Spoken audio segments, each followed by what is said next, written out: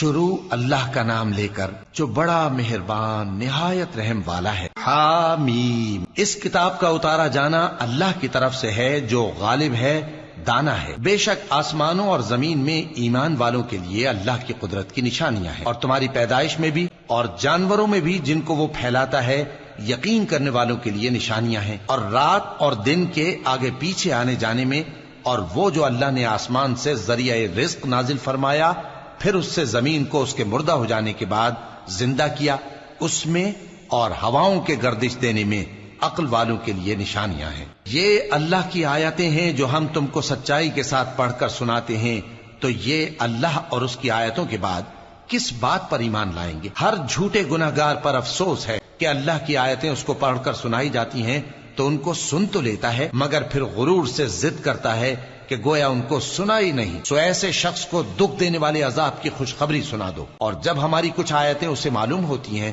تو ان کی ہنسی اڑاتا ہے۔ ایسے لوگوں کے لیے ذلیل کرنے والا عذاب ہے، ان کے پیچھے دوزخ ہے، اور جو بھی یہ کرتے رہے کچھ بھی ان کے کام نہ آئے گا، اور نہ وہی کام آئیں گے جن کو انہوں نے اللہ کے سوا معبود بنا رکھا تھا، اور ان کے لیے بڑا عذاب ہے۔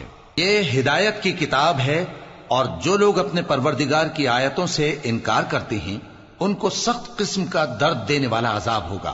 اللہ ہی تو ہے جس نے سمندر کو تمہارے قابو میں کر دیا تاکہ اس کے حکم سے اس میں کشتیاں چلیں، اور تاکہ تم اس کے فضل سے معاش تلاش کرو، اور تاکہ شکر کرو۔ اور جو کچھ آسمانوں میں ہے اور جو کچھ زمین میں ہے سب کو اسی نے اپنے حکم سے تمہارے کام میں لگا دیا۔ جو لوگ غور کرتے ہیں ان کے لیے اس میں قدرت کی نشانیاں ہیں۔ مومنوں سے کہہ دو کہ جو لوگ اللہ کے ان دنوں کی جو اعمال کے بدلے کے لیے مقرر ہیں توقع نہیں رکھتے ان سے درگزر کریں تاکہ اللہ ان لوگوں کو ان کے اعمال کا بدلہ دے۔ جو کوئی عمل نیک کرے گا تو اپنے لیے، اور جو برے کام کرے گا تو ان کا ضرر بھی اسی کو ہوگا، پھر تم اپنے پروردگار کی طرف لوٹ کر جاؤ گے۔ اور ہم نے بنی اسرائیل کو کتاب ہدایت اور حکومت اور نبوت بخشی اور پاکیزہ چیزیں عطا فرمائیں، اور اہل عالم پر ان کو فضیلت دی، اور ان کو دین کے بارے میں دلیلیں عطا کی، تو انہوں نے جو اختلاف کیا تو علم آ چکنے کے بعد آپس کی ضد سے کیا۔ بے شک تمہارا پروردگار قیامت کے دن